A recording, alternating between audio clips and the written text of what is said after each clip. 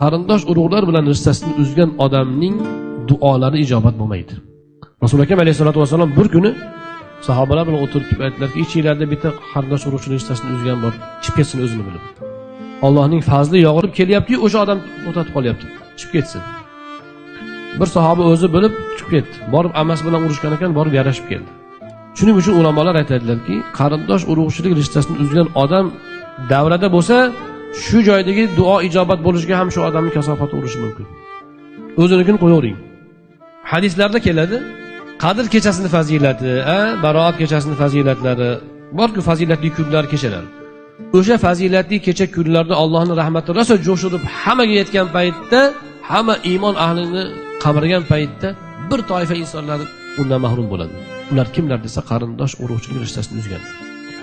Alloh Baroat kechasi hammaning gunohini kechirdi ekanda, ham shu qarindosh urug'chilik rishtasini uzganlarning gunohini kechirmaydi. Ana qarindosh urug'chilik rishtasini uzish ana shunday yomon oqibatga demak sabab bo'ladi.